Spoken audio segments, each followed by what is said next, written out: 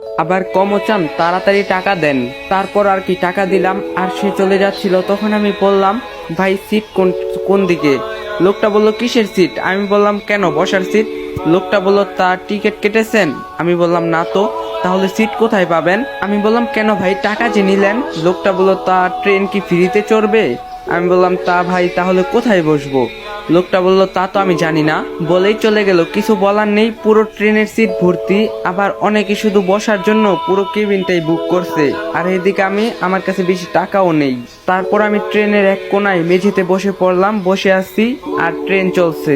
বাবা মায়ের কথা খুব মনে পড়ছে, তবু মনে হচ্ছে না তাদের কাছে যেতে, কারণ তারা চায় না আমাকে। কখন যে উদ্দেশ্যহীনভাবে পৌঁছাবো তাও জানি না। তারপর দেখতে দেখতে চোখ লেগে আসলো। অনেক ক্লান্তির মাঝে শেষে কখন যে ঘুমিয়ে পড়লাম তা আমি নিজেও জানি না। তারপর কারোটাকে ঘুম ভাঙলো, তারপর চোখ খুলে দেখি সেই মেয়েটি আমাকে ডাকছে। তারপর সে বলল, আপনি এখানে এইভাবে মেঝেতে ঘুমাচ্ছেন কেন? আপনি কি অসুস্থ? আমি বললাম, না আমি ঠিক আছি, এমনি চোখ দুটো লেগে এসেছিল। মেয়েটা বলল, তা এভাবে মেঝেতে আছেন কেন? সিটে বসুন। আমি বললাম, সিট পাইনি। মেয়েটি বলল, সিট পাননি মানে? কেন, লোকটা আপনাকে ডেকে নিয়ে গেল? আমি বললাম, আমি তো টিকিট কাটিনি।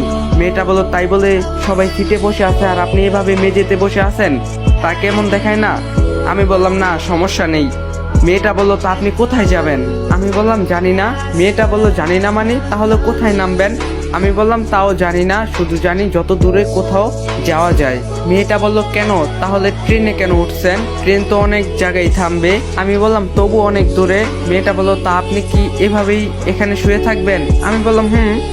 পরে মেয়েটা বলল, না কেমন দেখায়, আপনি আমার সাথে চলুন, আমার কেবিনে বসুন, পুরো কেবিনটাই তো আমি একাই। আমি বললাম, না তার দরকার নেই, আমি এখানে আছি। মেয়েটা বলল, আপনি কি আমার উপর রাগ করছেন? আসলে আমার জায়গায় কেউ হঠাৎ করে বসলে আমার খুব রাগ হয়, আপনি প্লিজ কিছু মনে করেন না। আমি বললাম, না তা ঠিক আছে। মেয়েটা বলল, তা আপনার নামটাই তো জানা হলো না। মেয়েটার সাথে কথা বলতে কেন জানি খুব অসহায় লাগছে, তবুও কথা বলছে। এখন কি যে করি? তারপর বললাম, আমার নাম রাফি। মেয়েটা বলল, বাহ আপনার নাম সুন্দর তো। আমার ভাইয়ের ছোট্ট মেয়ে আছে, খুব দুষ্ট, তার নাম রাফিয়া। আমি বললাম, হুম। মেয়েটা বলল, তা আমার নাম জানবেন না? আমি বললাম, না। মেয়েটা বলল, কেন, আমার উপর কি আপনি রাগ কমেনি? আমি বললাম, আমি কিন্তু ওমন না, ওমন মেয়ে না। আমি বললাম, না মানে হ্যাঁ বলুন। মেয়েটা বলল, আমার নাম মিম। আমি বললাম, ভালোই তো। মেয়েটা বলল, তা আপনি কোথায় থাকেন? আমি বললাম, কোথাও না। মেয়েটা বলল, মানে? আমি বললাম, আমার কেউ নেই। আমি বললাম, আমার কেউ নেই। মিম বলল, কি বলেন, আপনার বাবা মা পরিবার? আমি বললাম, না কেউ নেই। মিম বলে, তাহলে কে আপনার আপনজন? আমি বললাম, জানি না। মিম বলে, তা আপনার কেউ নেই, তাহলে এতদিন কোথায় ছিলেন? আমি বললাম, জেলখানায়। মিম বলল, জেলখানায় মানে? আমি বললাম, না মানে আমার মাথাটা খুব ব্যথা করছে, আপনি প্লিজ একটু যান। মিম বলে, সে কি, আপনি কি এখানেই ঘুমাবেন? আমি বললাম, হুম। তারপর আমি যেই না মেঝেতে শুই, সে আমার কপালে হাত দিয়ে ওঠে আর বলে, আপনার তো দেখি পুরো শরীর জ্বরে পুড়ে যাচ্ছে, আপনার তো ভীষণ জ্বর। আমি বললাম, হুম। মিম বলে, তা কোনো ওষুধ কি খেয়েছেন? এবার আমার একটু বেশি বিরক্ত লাগলো। আমি তাকে রেগে বললাম, আপনি কি এখান থেকে যাবেন? মিম বলল, না আসলে আপনার শরীর তো খারাপ তাই। আমি বললাম, তা সেটা কি আপনাকে বলতে বলেছি? তারপর মিম চলে গেল আর আমি একটু শুয়ে পড়লাম। সত্যি আজ আমার শরীরটা ভীষণ খারাপ, অনেক ঠান্ডা লাগছে, ভালোই জ্বর এসেছে, শরীর কাঁপতে শুরু করলো। হঠাৎ করে শফিক চাচার কথা মনে পড়লো। আমার জ্বর আসতে সে কি না করতো, একবার ফলের জুস, আরেকবার তরমুজের জুস সহ কত ফলমূল, আর আমার পাশে বসে থাকতো। আর আমার বাবা এই ওষুধ থেকে শুরু করে কত কি না করতো। আর আমার মা কপালে পানি দিয়ে মুছে দিত, আর আমার মাথায় হাত বুলিয়ে দিত। আর আজ আমার এই দুনিয়াতে কেউ নেই। তা এখন কেমন আছে? আর আজ কেন জানি ঋতুর কথা খুব মনে পড়ছে। আজও আমি তাকে অনেক ভালোবাসি, তার দেওয়া শত মিথ্যা অভিযোগের পরও আমি তাকে ভীষণ ভালোবাসি। আর মামা মামি কেমন আছে? তারা কি আজও আমাকে তাদের মেয়ের ধর্ষক মনে করে? ট্রেন চলছে তার নিজের গতিতে, আর আমি মেঝেতে শুয়ে আছি। কেমন যেন একটা খারাপ লাগছে শরীরটা। 2 দিন ধরে পেটে তেমন কিছু পড়েনি। গত 8 বছর জেলে ভালো কিছু খাইনি।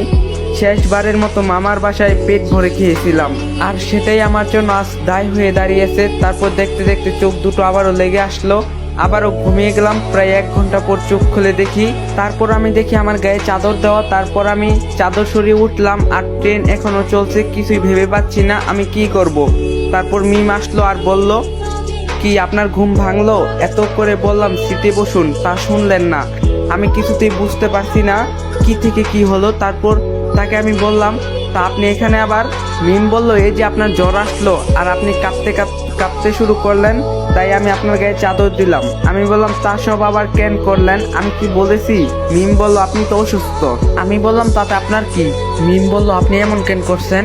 আমি বললাম, তাহলে কি করব? চিনি না জানি না আপনি একজনকে এসব করবেন। মিম বলল, তা আপনি তো অসুস্থ।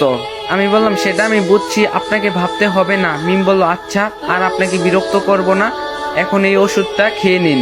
আমি বললাম, কি এটা? মিম বলল, কেন, জ্বরের ওষুধ? আমি বললাম, তো আমি কি করব? আপনি এখান থেকে যান। মিম বলল, আপনি এখন আমার উপর রাগ করে আছেন? আচ্ছা যান, সরি, এখন নিন। আমি বললাম, তা আমি কেন আপনার ওষুধ খাবো? মিম বলল, আরে আমি বলছি তাই। আমি বললাম, তা আপনি কোথায় ওষুধ পেলেন? মিম বলল, আমার কাছে প্রায় সময় থাকে। আমি বলি, কিভাবে? মিম বলল, আমার কাছে প্রায় সময় থাকে। আমি বললাম, কিভাবে? মিম বলল, কারণ আমি ডাক্তার।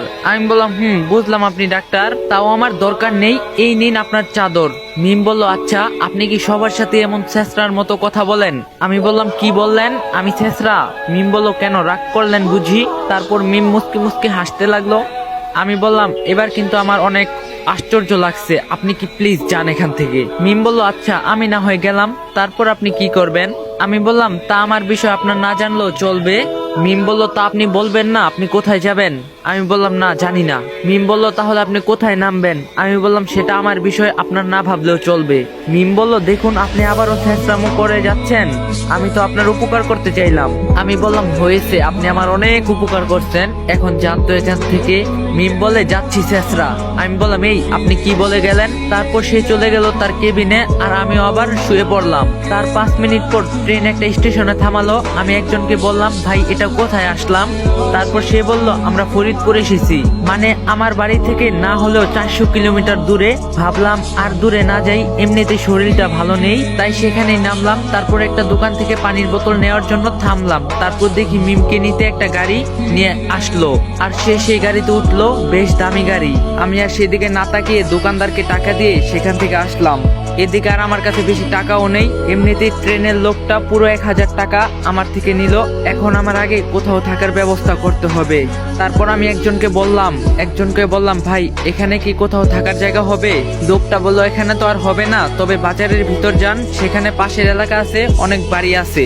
আমি বললাম, আচ্ছা ভাই, আপনাকে ধন্যবাদ। তারপর আমি হাঁটতে শুরু করি, আর বাজারে গিয়ে কিছু খাওয়ার জন্য একটা হোস্টেলে গেলাম। তখনই একজন লোককে পাশে বলতে শুনলাম যে, লোকটা বলছে, দেখুন ভাই, এই টাকায় যদি কাজ করতে পারেন তবে করেন, না হলে আমি অন্য কাউকে দেখি। তখন আরেকজন বলল, না ভাই, এত কম টাকায় কাজ করা যাবে না, আপনি অন্য কাউকে দেখুন। লোকটা বলল, ঠিক আছে, আমি তবে অন্য কাউকে খুঁজছি। তখনই আমি বলে উঠি, ভাই কোনো কি কাজ করা লাগবে? লোকটা বলল, হ্যাঁ, তা আপনি কে? আমি বললাম, জি ভাই, আমি বাইরে থেকে এসেছি, আর আমার একটা কাজ খুব দরকার। লোকটা বলে, তা কাজ করতে পারবা তো? আমি বললাম, বলে দেখুন, চেষ্টা করে দেখবো।